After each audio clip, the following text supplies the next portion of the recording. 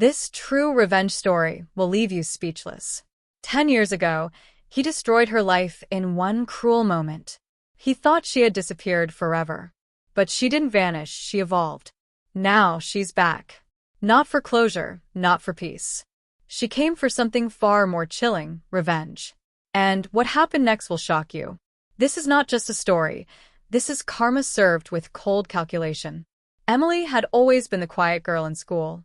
Bright, polite, and passionate about art, she lived in her own world of colors and dreams. Her father passed away when she was 12, and since then, she had been her mother's emotional anchor. Life was hard, but her innocence remained intact until she met Jason. Jason was the school's golden boy. Handsome, athletic, and the son of a powerful senator, he could charm anyone. When he started talking to Emily, everyone was shocked. What could he possibly want from a girl like her? But Emily, naive and hopeful, fell for him. Their so-called relationship lasted 3 months. Jason was sweet at first, texting her good morning and walking her to class. He'd buy her coffee and talk about their future together. Emily had never felt so seen, so valued. Her world revolved around him, but it was all a setup. Then one morning, the whole school received a leaked video. It was Emily crying, trying to cover herself. Jason had secretly recorded her during an intimate moment and shared it to boost his reputation among his friends. He joked that it was just boys being boys. The humiliation was unbearable. Emily's world crumbled. She was labeled, laughed at, bullied, and eventually forced to drop out. Her mother, unable to bear society's cruelty, fell into depression. Emily tried to take her own life. Twice. No one believed Emily. Jason's father made the scandal vanish from the internet and the authorities.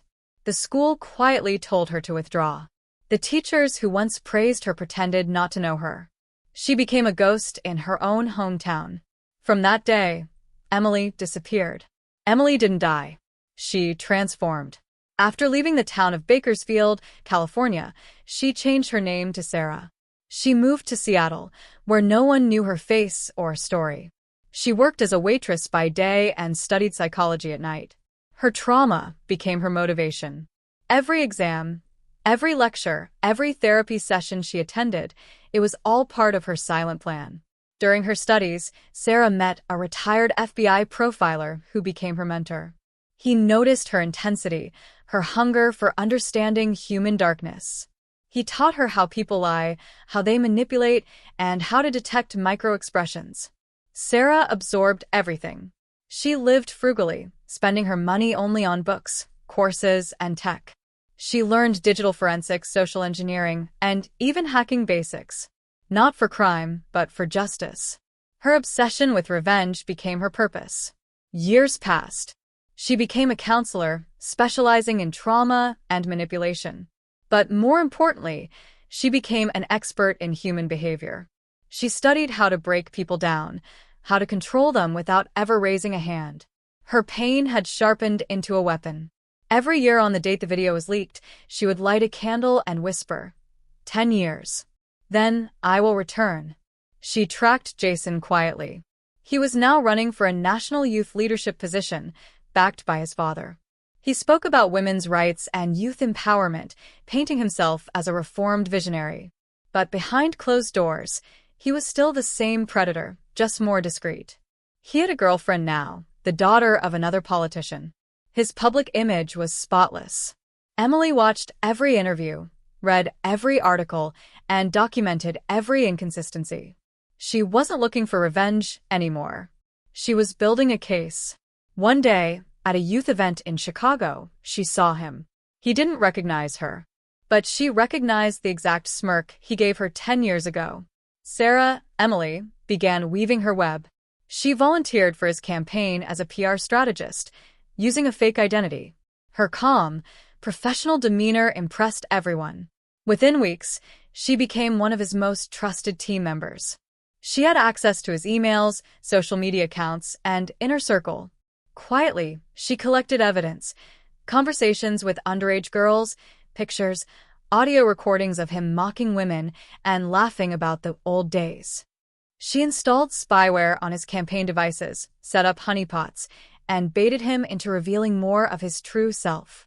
Sarah even became friends with his current girlfriend, Ava. At first, Ava was suspicious, but Sarah knew exactly how to win her over.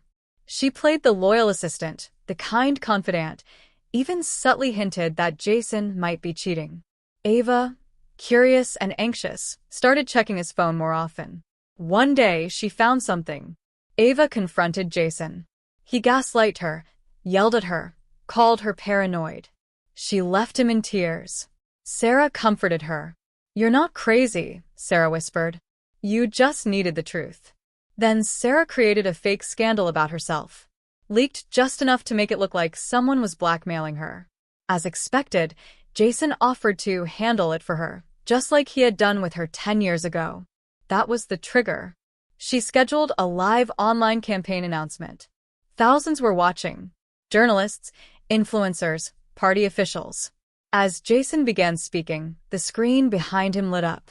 The same video from 10 years ago, followed by testimonies from other victims. Then his voice, mocking, laughing, admitting everything. A collage of voice notes, photos, and his recent chats with girls who thought he was helping them get internships.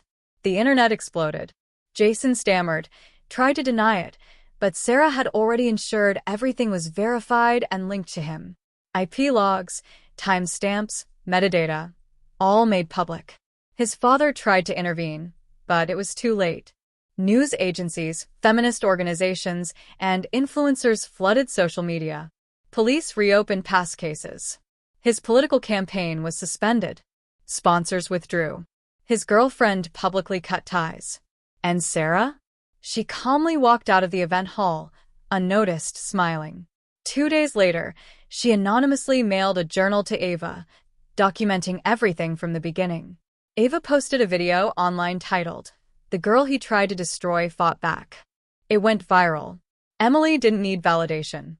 She didn't need an apology. She only needed the truth to be heard. Justice isn't always served in courtrooms. Sometimes it takes 10 years, a broken heart, and a brilliant mind. She took revenge after 10 years, and what happened shocked everyone. Was it justice? Or did she go too far? Comment your thoughts below.